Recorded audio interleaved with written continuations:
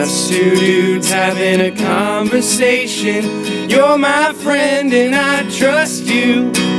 What's up, everybody? Welcome to YMFAITY. This is already going to be... We are really rough. struggling to paint the picture. First, this is You're My Friend and I Trust You. It's a freaking podcast. Podcast, not necessarily a radio show. But we are on an online radio show. Explain that to your parents. Yes. So to paint this week for us, I think it's really a accumulation of the week that has us so I'm all tangled just up. drained. Donnie is struggling here. You switched everything around on me. This isn't my normal I'm mic. sorry. I don't know how you deal with this. I hate this. I don't know where this one went.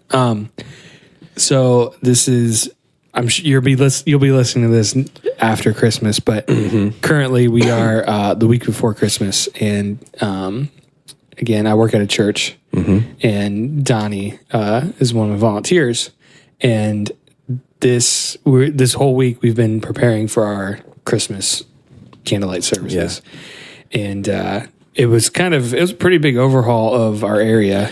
Yeah, we had our speakers, like our main PAs in the sanctuary. We did have them on stands, like speaker stands. Looked pretty janky. Looked a little janky, a little trashy. The one kind of leaned. It had a lean to it, yeah. So what we did is we rented a scissor lift, and we took it way up to the rafters, which we have like, what? Oh, goodness. An 80-foot tall ceiling in the center. It's like very A-framed. Yeah. It's like a real old school sanctuary, real long, and real high ceiling, like cathedral style ceiling. Yeah. And we took those speakers up in the scissor lift and we like chained them to the rafters. Oh yeah. So they're kind of hanging, if you know what a line array system is, they're hanging like a line array almost. We hung Christmas lights. On Christmas lights, we moved chairs. Tons of chair moving. Tons of chairs. We moved 2 pianos. That actually was the worst. Lifting a piano with 3 guys. Yeah. And this is like a baby grand. So like not like a little. Pretty darn heavy. Yeah. I thought Donnie was going to blow every blood vessel in his eye, trying not to drop it on my sister-in-law's hand. We were all picking up a corner. So there's, this probably won't be interesting. It's not at all, but we're trying to explain why we're so tired and why this episode sucks. We have to record 2 today because you're going to be gone next week. That's right. And we are really putting in the hours here for you. We really folks. We are burning the midnight oil. We were just talking about how, we could just do a replay episode over the holidays, but dang it, we don't want to. We don't want to. We want to bore your ear holes. Matt, we don't want to let you down, but we really don't. We kind of put probably more into this than he expects of us, like more pressure than he expects of us. I can't say we put more into it than what he expects. I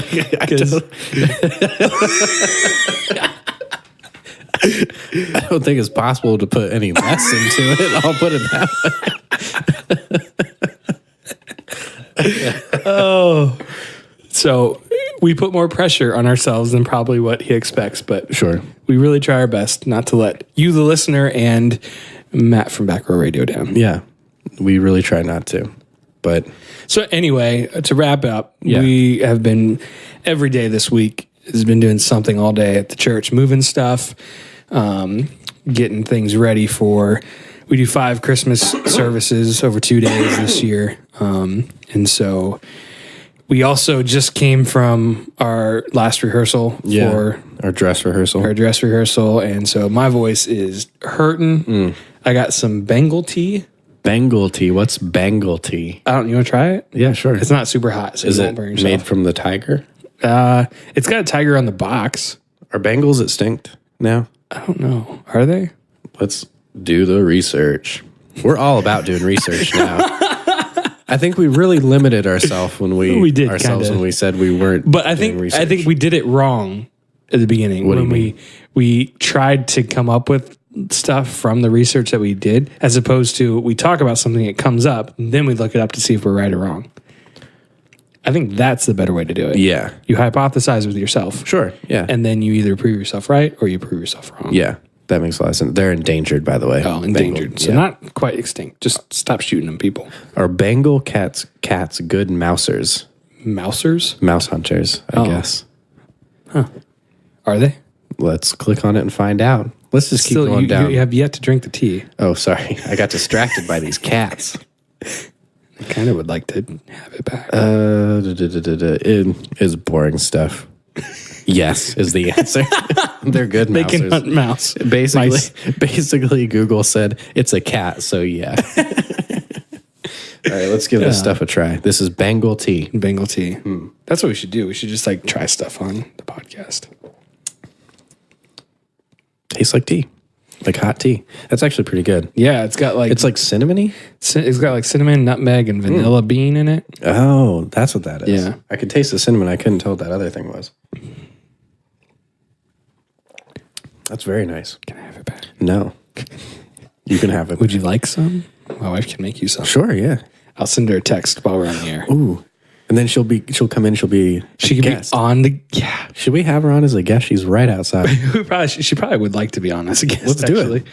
The next episode, let's have her Yeah. on. Let me text her and see if she will be awake. Okay. So kill time, Donnie. Okay. So, what can I talk about? This is why I can't do a podcast by myself. I tried that once before and it didn't work.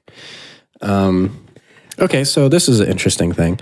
So we were talking last episode about why, or that it seems like time is going by quicker, Yeah. right? And I was talking with my girlfriend Emily on the way here, and she said that the reason that is because when you're 2, a year seems like half your life, right? That's very true. But then when you're 20, a year is like 1/20th of your life. It's a lot smaller, like time in your mind, you know, like a comparison of time. A year is not as long as you've been alive, not near as long as you've been alive. So then I raised the question of what's a year going to be like when we're 80 or 90? yeah. It's just going to be like, go right by, because a year is going to be like not even 1% of our life then. Yeah. That makes sense. Yeah. She is going to make you tea. Awesome. And she said, because I said, can you make more Bengal tea? And I said, also, you want to be on the next episode of the podcast? Yeah. She said, yes, I can. And ... Why? So just a chat. Just to chat. Yeah, That's never all been we do. on the podcast. And Yeah. she is usually here every time we do this. So, Yeah. Anywho. So, here she is. Already with the tea? That was quick. Man, is it hot though?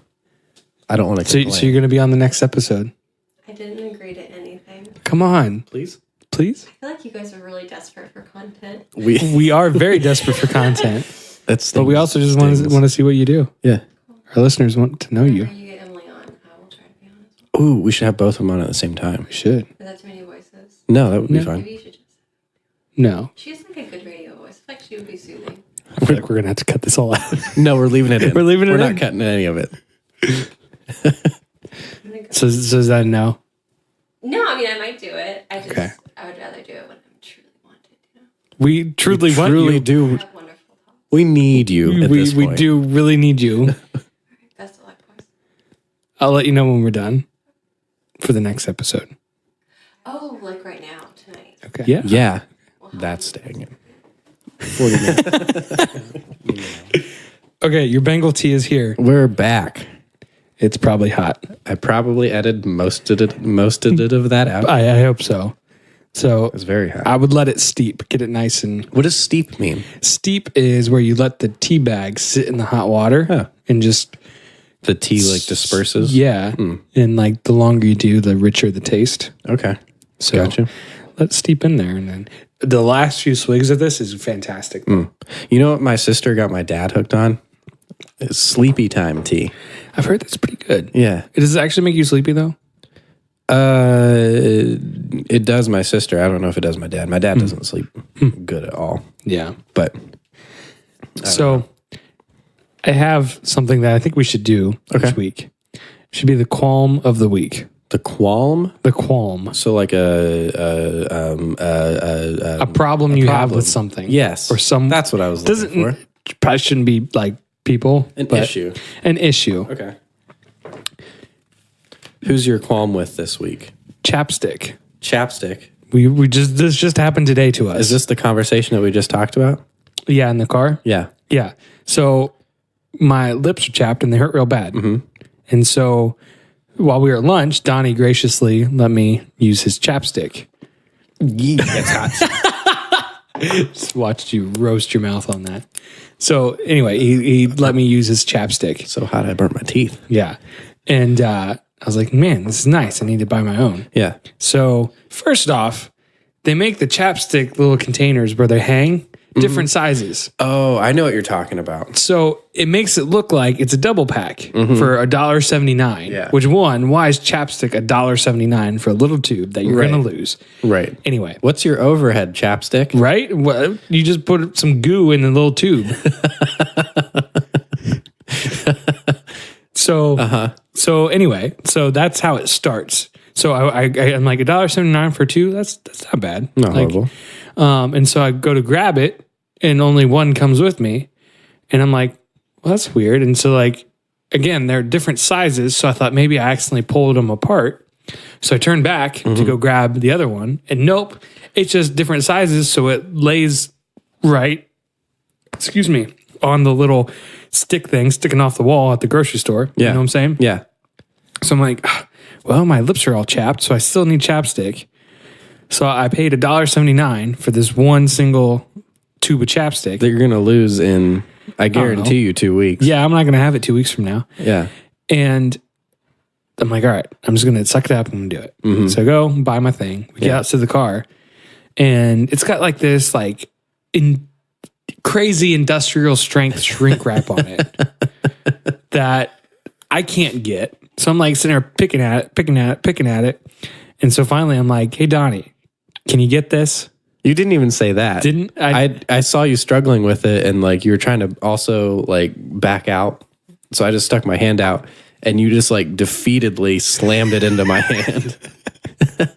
It was so annoying because I'm like, why do they need this so tight? Right.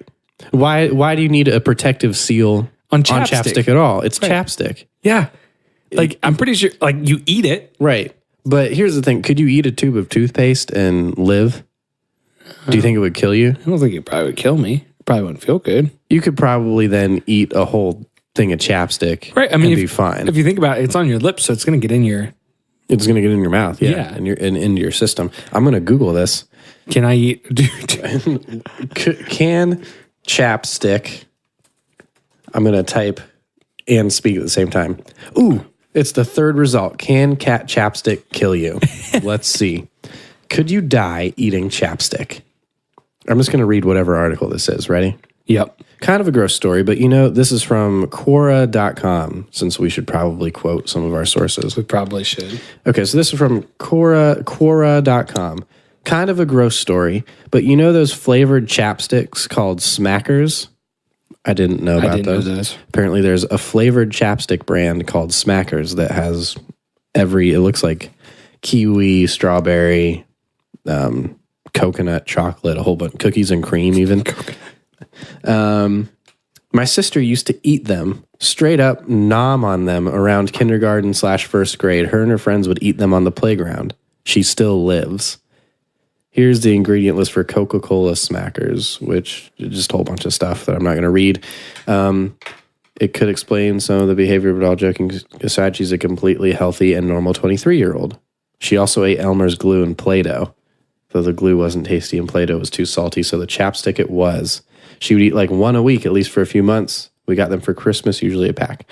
So it looks like no, apparently not. You cannot die from eating chapstick. I mean, I wouldn't think so. So why then does it need to be so crazily protected? Like, do you think... And also, it's not like it's just sitting open. Like, it's not just a single tube sitting there. Mm-hmm. Like, it's in another container. Yeah. So it's not like someone in the store can open it, use it, and put it back without someone noticing. Right. Do you Ever watched the show Adam Ruins Everything?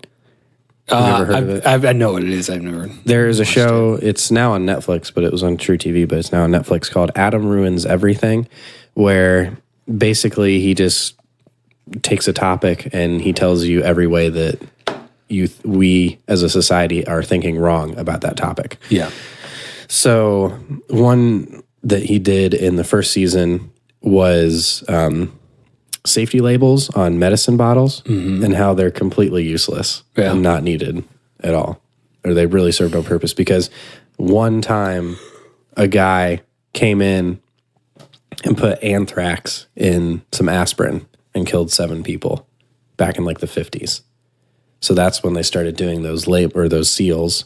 Yeah. But that's not, anybody could come in with like a little tiny syringe, stick it in there, and also that was one like crazy, like messed up guy that chose to do that. That's not, like, if you want to kill people, there's much better ways to do it. You know? True. Yeah. I mean, nowadays the popular thing is guns or bombs. Yeah. But I feel like we haven't had an anthrax scare in the longest time. I can't even remember in my lifetime. Ricin. Yeah, ricin, I guess. I remember when I was a kid, anthrax was a big thing after 9/11. Oh, really? Yeah. I was pretty young still. How old were you? I was in kindergarten. Okay. It's one of my first memories. Like, I remember. Really? Yeah, I remember my kindergarten teacher saying, I don't remember exactly what she said, but she was like, everybody needs to gather around, grab a carpet square. We had carpet squares that we sat on. Was this at Kingsway? No, this was Worcester Christian. Okay. Where I went. I went to elementary school at Worcester Christian. So she sat us down and she was basically like, our country is currently under attack. And even as like a kindergartner, I can't, but like, sorry, go ahead. she probably didn't say it exactly like that. Yeah. But she told us what was going on. Yeah. Like, bad guys were hurting us or attacking us in some way. I don't know how she worded it. But I remember the gravity of the situation even back then. Yeah. Now, did she tell you that in the morning or? Yeah, because we got let out at like. They let you out early? Oh, yeah. Oh, wow. We got let out maybe an hour after like the second tower. Okay. So, but my mom was saying how she was in the bank and they had the TV on and she saw the second plane going. Yeah. I was in 4th grade. It was actually my first year of public school. So you probably remember that pretty vividly. Actually, the second month of public school. Actually, probably September 11th. We didn't go back to school till probably August 25th or so. Wow. So, so I was in a new environment anyway and trying to figure all that out. And our teacher didn't tell us when it happened. They waited till the end of the day. Oh, really? Yeah, which I think was probably better. But how she told us, I remember again, that's one of those moments you remember where you're at, like if you're old enough. And I remember the look on her face when she like came in the door and like, we were kind of all waiting to go home and told us like in kinder words, like sit down and shut up to 4th graders. And she told us we were being like bombed, like actively. Oh, wow. Yeah. Jeez. And so, little 4th grade Jordan, again, public school for the first time, like, I was homeschooled up until then. So was internally freaking out. Like, I was waiting basically for to get hit with a bomb, our school to get hit with a bomb. Because when you say you're being bombed, right, and like our teacher is so worried, and so again, luckily it was at the end of the day, and my dad, we always rode the bus, but my dad picked me up that day, picked all of us up that day, and at our school, like they would announce over the intercom, like come to the gym, you're being picked up or whatever. So it didn't release early, but at the end of the day, he picked us up, and he more so explained it to me like, we're under attack, but they flew planes into a building and, multiple buildings. But I remember like that night and the days after, just like, it's one of those deals where luckily I was old enough to remember life before and like just culture before. And it's just weird. It was an event that literally changed the world because now suddenly everything, how you live your life changes, especially in those months, right? Weeks and months after, where even like one of the things my dad liked to do when we moved to Cincinnati, Cincinnati has a international airport. And at the time, you could go through security without a boarding pass. You could walk right up to the gates. And so he liked to take us as kids into the airport and like go back and watch planes take off and just kind of roam around the airport and like knowing that was over. Like, you can't do that unless you're flying. Right. And even just like wanting to gather like publicly, like people. I know that night our church had a prayer service, and so we went to that. But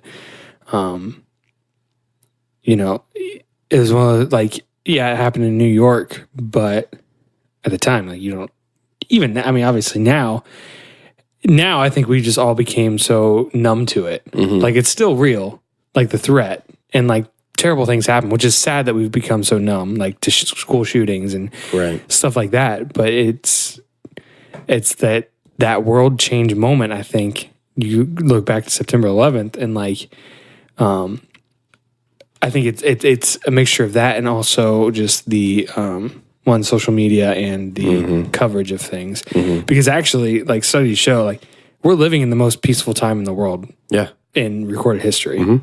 But we're just aware of everything. Yeah.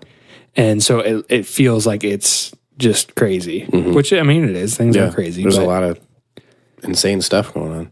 Yeah, but like if you think back like to the World War times, like you had like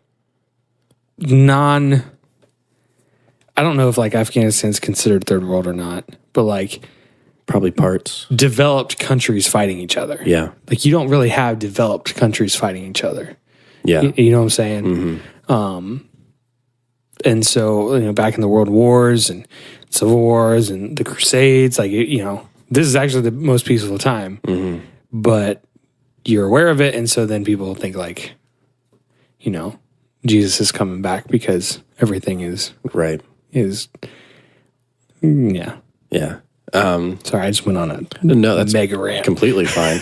We were searching for content and you gave it to us. But I think, I don't know. I think if we would have had the internet and social media back in World War I and World War II times, it would have been astronomically worse than absolutely what it is now. Yeah. Also, I saw a trailer. It was actually, we missed it. It was the 17th and 18th of this month. Peter Jackson actually directed it. They took a whole bunch of World War I footage and they colored it digitally. Like they digitally added color and sound.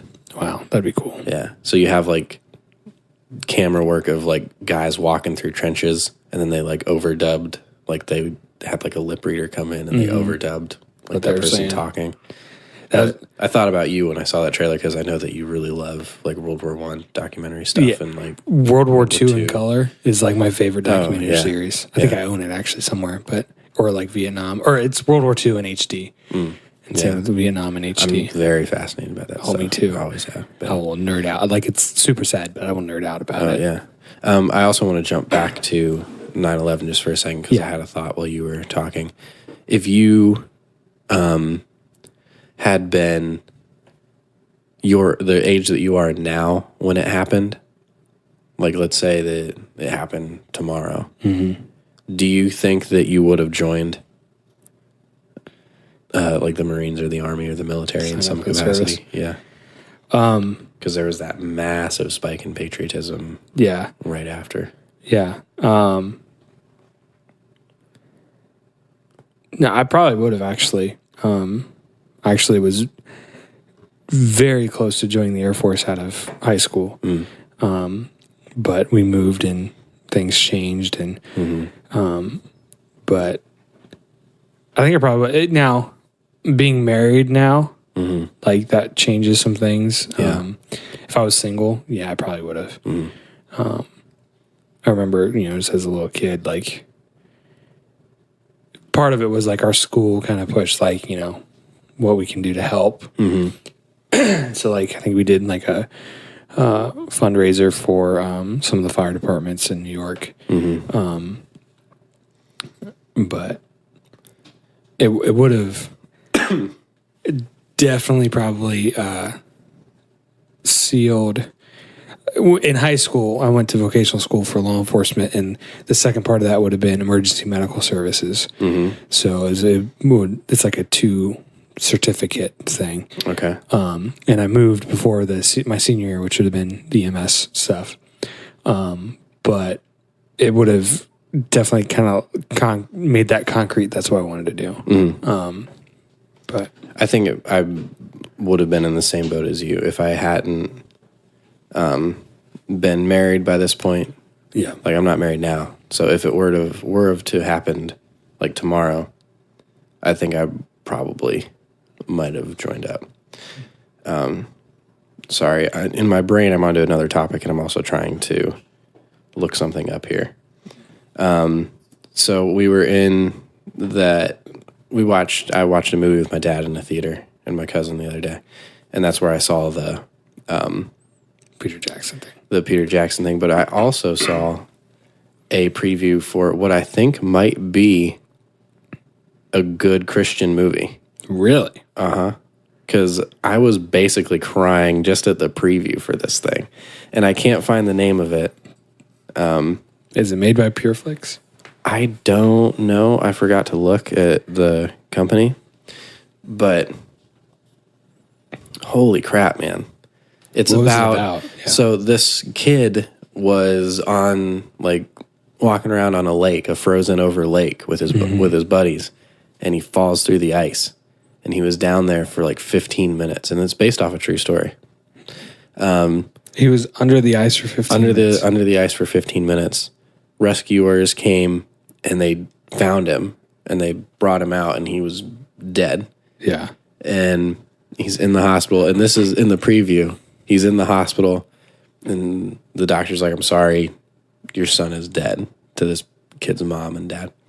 So the mom goes in there to just be with her dead son, and I'm about to start crying just thinking about it. But she's like praying, like, "God, I need a miracle right now, please." And then he's like hooked up to the little beepy thing, and it's like just flatlining, and then beep, beep, and it comes back. So based off a true story that happened, Yeah. and it's about that. But in the trailer, they played Oceans, which I'm not a huge fan of that song. Yeah. It's totally been overplayed. When it's used tastefully, though. Which it was. Like, in a trailer, Yeah. that's a pretty impactful song, actually. Yeah. And I was just trying to keep it together in the theater. And also, I was just trying to keep it together because I was like, no, I will not like a Christian movie. I'm too stubborn. Oh, man. But at the same time, facing the giants, courageous. We were made to be courageous. I haven't seen God's Not. Oh no, I have seen God's Not Dead, but it didn't make me cry. Second one? No, I haven't seen the third second one. one. Not even, there's a third one. Pretty sure I think they're coming out with a fourth. I think. I just saw. I was trying to find. Or maybe it's the third one they're coming out with. I was trying to find the that movie that I was just talking about, and I see there's Passion of the Christ 2 coming out in late 2009. Passion of the Christ 2: The Resurrection, and Mel Gibson is directing it. When did because I don't remember watching the Passion of the Christ. At what point in the story does the movie end? Is he still in the grave? It ends with him walking out of the grave. Like, the very final shot is him. Like, you see his the death bandages. Yeah. Like them falling off, and then it's like a very overexposed shot of him walking out Basically into light Yeah. out of the tomb. Okay, so they did set it up for a resurrection. Yeah. And I didn't hear, did you say that you haven't seen The Passion of the Christ? I've seen it once, but I don't remember it. I would give that a watch again. Yeah. That, if if you want to call that a Christian movie, but I don't really put it in the category of movies like Courageous or God's Not Dead. It's not a Christian company Right. produced. Yeah. But that one, holy cow. I remember it being good. The last time I watched it, which was maybe 4 years ago, I honestly think that's the hardest time I've ever cried before in my life. Wow. Just when I watched it that past time 4 years ago, I literally had to pause it because I was sobbing so hard. Man. It's pretty powerful. But it says here that in this follow-up, viewers will see Jesus walk through hell and resurrect. Huh. Yeah. Which that's something that I didn't really know, and it's not really taught. But yeah. And we might do an edit here and pause so I can look some stuff up. But there is scripture that talks about Jesus when he died, basically. Where was he during those 3 days? And he was in hell those 3 days. So is that where the idea of purgatory comes from? I don't know, because I think it says hell or Hades. He was in Hades for 3 days. So what was he doing? I don't quote me on this. I want to look this stuff up. Yeah. But if I remember correctly, and I haven't read this stuff in a while, he was witnessing to people in hell. Okay. So, hang on, I'm going to pause here. Okay, so we're back on this. We did some research. I was wrong a little bit, a little misinformed, which I'm totally open with being. I think we've talked about that before. Yep. That exploration of thought is necessary for growth, and admittance about being wrong, I think, is also necessary for growth. But basically, what we found was, I'm just going to read this paragraph from gotquestions.org. It's a good place. Yeah, it had a lot of references and stuff that were very helpful. But all of this, so this is the last paragraph of an article. And all of this is to say that the Bible isn't exactly clear what exactly Jesus did for the 3 days between his death and resurrection. From what we can tell, though, he did two things. He comforted the departed saints and brought them to their eternal home, and he proclaimed his victory over the fallen angels who are kept in prison. What we can know for sure is that Jesus was not giving anyone a second chance for salvation. We face judgment after death, not a second chance. Also, Jesus was not suffering in hell. His work of redemption was finished on the cross. So, from at least this website and one other that we looked at, we couldn't find any evidence of Jesus descending into and hell. really, like we were talking about as we were researching, that phrase in early or old versions of the Apostles' Creed is where that really comes from. He was he's died, buried, descended into hell, and really no one really knows where that came from necessarily. Yeah. And later versions have that was taken back out. So research is good. That was something I've never really thought about. What he did during those 3 days. Because I know a few people have entire philosophies based off of that, or entire theologies. For example, the Love Wins book by Rob Bell, he talks about that. Oh boy. Yeah, we're about to dive into it. That came out when I was at CCU. Oh, really? Yeah. Excuse me. I haven't read that book, and everything that I know about that book, I haven't heard about it, or I haven't heard in a long time, if that makes sense. So I haven't discussed this or thought about this book in probably 2 years up until now. So these are old memories that I'm pulling from right now. Yeah. But if I remember right, Rob Bell says in that book that hell does not exist or will not exist in the future. And the evidence we have of that is Jesus going into hell and witnessing to people. Yeah. To draw them out. But if you want to believe the research that we just found, that didn't happen. He did not descend into hell Right. and witness people.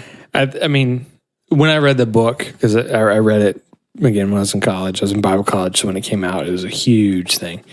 When I read through it, it was more so, it felt like he was just like stating questions. I know you like to ask questions, but it really more so just felt like he was just stating questions and just danced around it a lot. Yeah.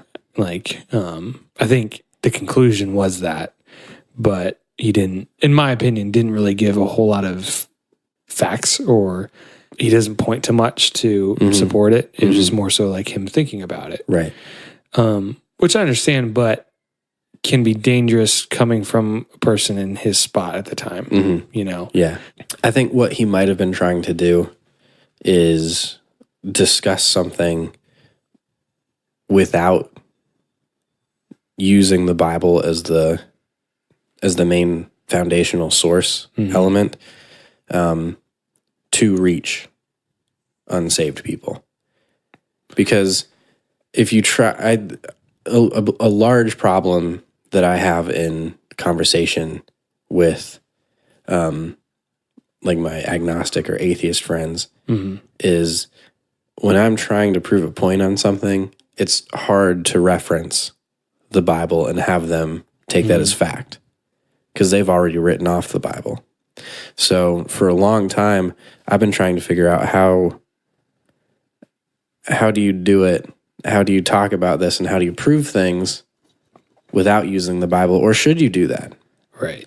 Because I've heard the argument that obviously the Bible is the Word of God, and it itself is enough, you know? But I've also seen it not be enough. And that might be a scary statement for people to hear. People might hear that and go, ooh, whoa, what are you saying? I've been in those conversations where you're talking and you are referencing things from the Bible and people are immediately writing that off. And I don't know. It's just very hard to have those conversations sometimes. Yeah. And I totally get that. I think, though, like in this specific case with Love Wins, you know, trying to prove a point without using the Bible or whatever. But the point that you're trying to prove, hell not existing, to someone who doesn't believe in anyway. Right. In my mind, that's a really dangerous thing to do. Yeah. Because then what, like, you know, my belief, God does love you where you're at, but for the like, he doesn't want you to stay where you're at. Right. And so, you know, in Rob Bell's case, like if he's trying to prove hell's not real, then not that you should turn to Christ out of fear, but I think fear of hell it can be a healthy thing to an extent. It can be very unhealthy. Yes. And so it might just come down to a difference of beliefs. And I believe he's trying to prove a point that's wrong to begin with, that hell doesn't exist. I think hell does exist. Yeah. And I don't really want to go there, and I don't want to see other people there. So I don't want to tell people that it doesn't exist and that God loves you and that, you know, he does love you, but that in the end, like you can make it right in the end. Cause I don't really believe that. Yeah. I think that, you know, I think God works on individual people, and like you can't force anything, like any sort of change or them accepting Christ. Like God works the way he works, and sometimes people just aren't in that. That's not the time of their life that is when they're going to feel that, and whatever, and that's fine. And so like our job is just to keep loving them, being friends with them, and you know, when that time comes, be there for him. But again, another tirade. Oh, that's fine. I want to touch on two things really quick that ran through my head. I've had two separate experiences with faith.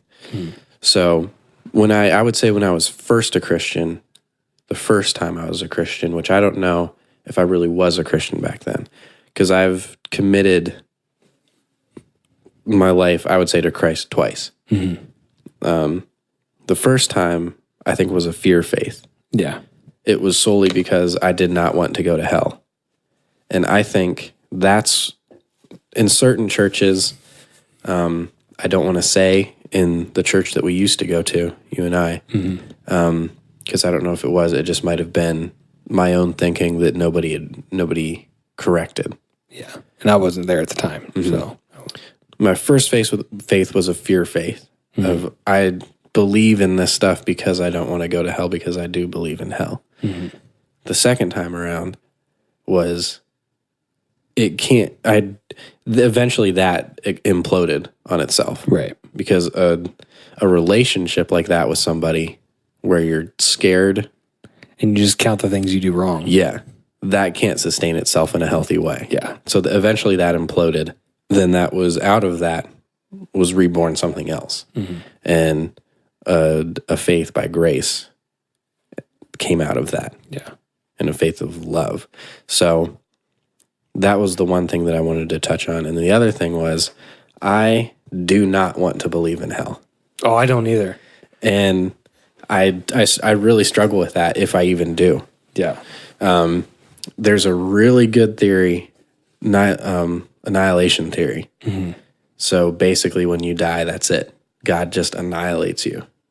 And you, like, hell is described as complete and total separation from God. So what's farther than that than just being annihilated? And I should look that up more before I do any talking about it, because I've already reached the extent of my knowledge on it. Yeah. But to me, that's the one that I want to believe in, is annihilation theory. Because I had an uncle that died recently and wasn't a Christian that I know of, but literally the nicest dude. And like, everybody says that, but this was the guy. Yeah. He did a lot of traveling and met tons of people and just befriended literally everybody that met him, because he was just that guy. And he was friends to people that other people weren't friends with because they were a little weird. My uncle didn't care. He was like, I like people, and I want to be nice to people, and I want to help people in every way that I can. Not a Christian, though, that I know of. Right. So believing what we believe, where is he now? Right. I don't want to think that. That really sucks. And to me, that doesn't seem fair. Yeah. But I don't know, man. I just don't know. That's something that I struggle with. It's also one of the, like, I don't know if this is the right way to think about it, but it's kind of where I find peace with those situations. Because, like, like you have had family members pass that, were not Christians, and even people in my, immediate family I worry about. And we know that God, his character is just, right? And we know he's good. The just part is kind of where I find that. And to kind of backtrack on it, like, my belief on people who commit suicide, I don't condone suicide. I think it's super selfish. So I want to make that clear. But I don't think that someone who commits suicide is automatically destined to hell. I agree with that. Because, one, it was your last act, and you can't, there's no time to ask for, like, to repent and ask for forgiveness. And like, but within that, I can also see the argument of someone who just died not accepting Christ. Like, well, they didn't have a chance. Well, they kind of did their whole life. But back to that, I can't say for sure that people who are Christian, who commit suicide are in heaven. Like, I'm not God, but I know that God is just, Yeah. And he will judge fairly because he's just. And so that's where I put my hope in. Like it's something that I'm constantly formulating my opinions on, but where I'm at now is more so, I do believe in hell. I don't kind of like you. I don't really want to because of the people like friends and that I've had that aren't Christians and don't want anything to do with Jesus who have passed. Like I don't want to think about that, but I just take peace in knowing that God's just, and maybe in the end there is some, I don't know, but like how I'm going to live my life now is I do believe in hell. I don't want people to go to hell, and kind of out of that, not because of it necessarily, but out of that, like that's why I want to share what I have with people. Yeah. It's not because you don't want to go to hell, but because I think that living life as a Christian is just better. Like your life is better than not. And so I don't know if any of that made sense, but that's kind of my jumbled thoughts on it right now. Yeah. I honestly don't know if anything in the last 40 minutes has made sense. Yeah. I feel like we're too tired to be having this conversation. Probably. I can really feel like I think my brain is smoking. Your eyes are kind of glazed over. So hard to think. Yeah, I think the main thing to take away from all of this is we're just exploring thoughts. Yeah, for sure. I mean, that's not locked in stone. Like I said, this is me thinking about it open, like as I'm talking, which I don't do. I'm an internal processor.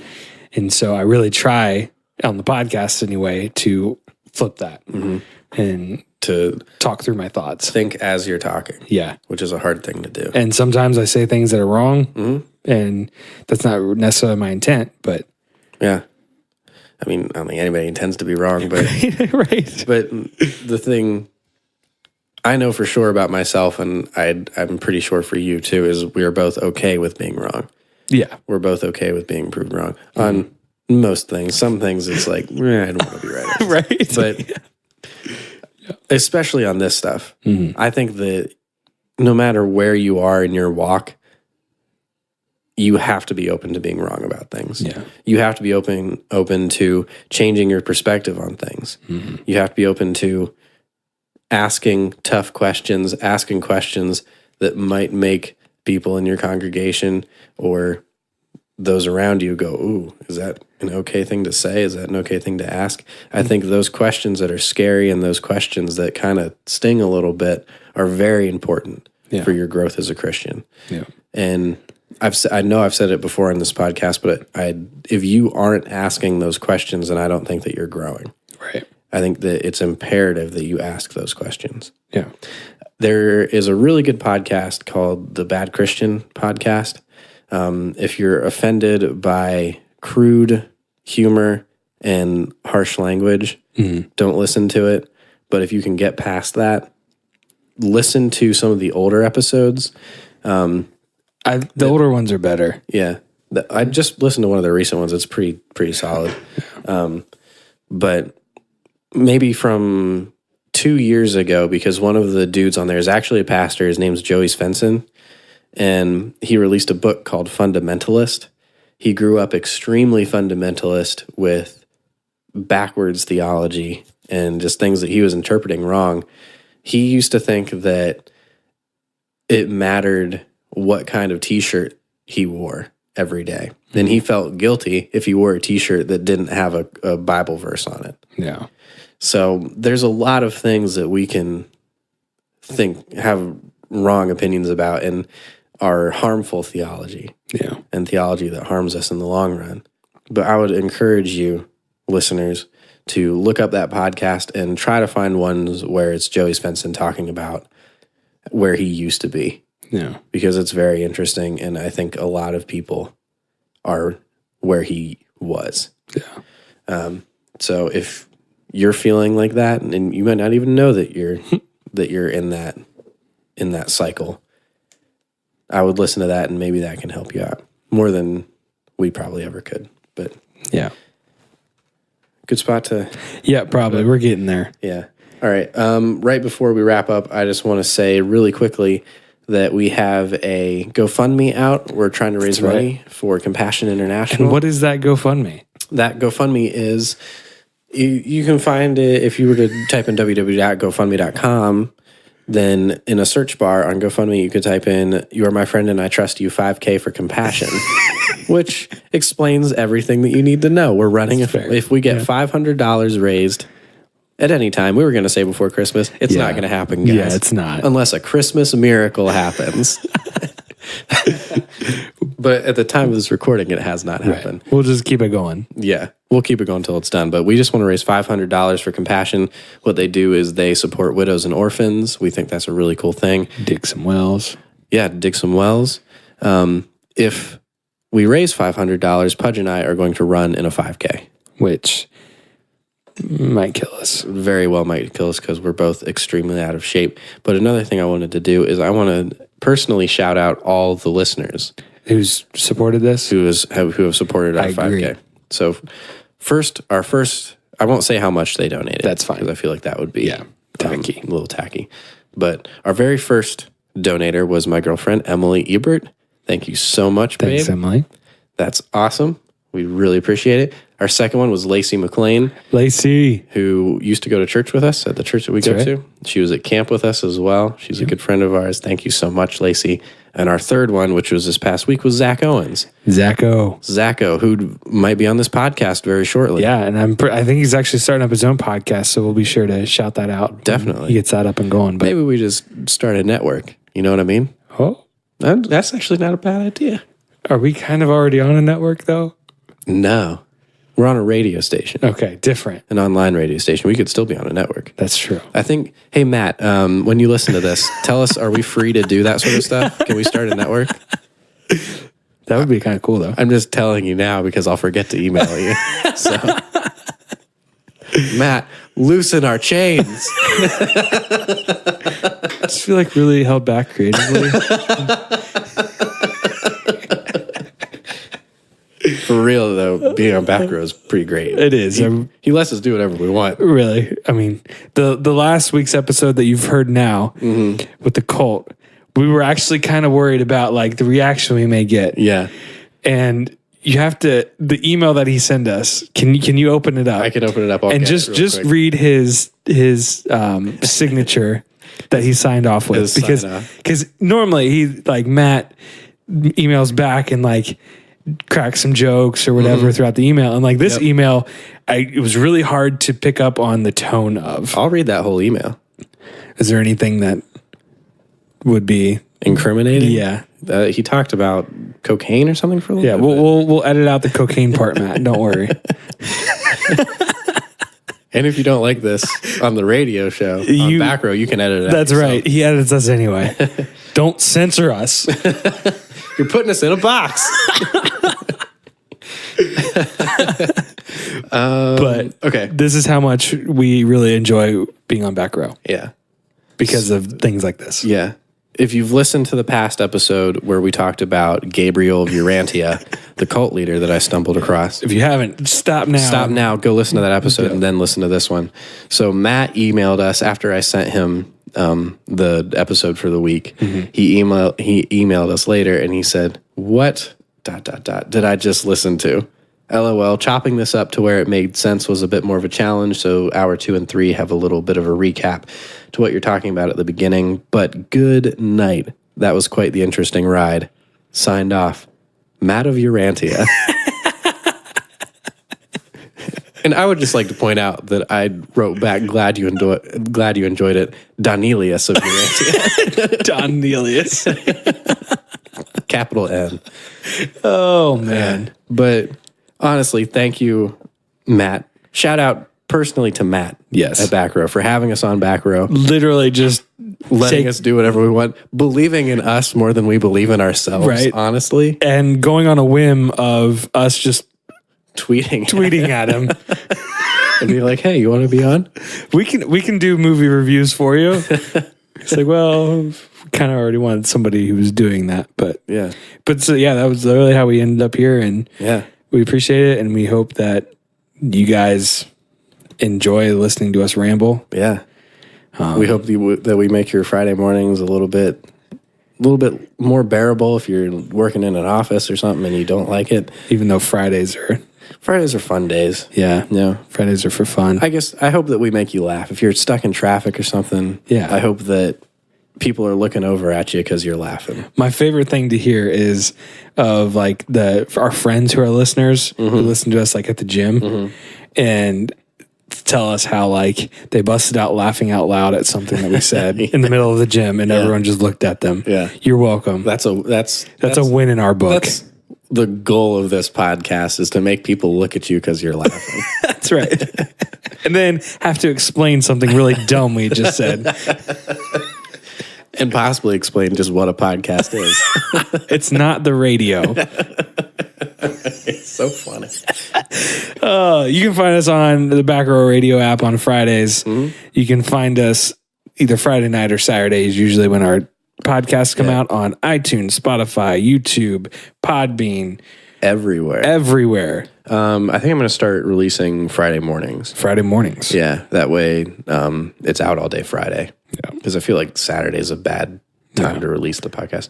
You can also find us on Twitter at My Friend Podcast. I just went to a Cavs game and tweeted a whole bunch of dumb stuff while I was there. That's right. Thread. Pretty interesting. You should check it out. Or you can email us at itrustyoupodcast@gmail.com. Write us in. And we've had some emails next episode that you're about to hear. That's next week. We'll read some of those emails. That's right. You can find me at the Jordan Benter on Twitter. And you can find me at Don Moretti on Twitter. You people stay sweet, Stay salty. and stay out of cults. Just two dudes having a conversation. You're my friend and I trust you.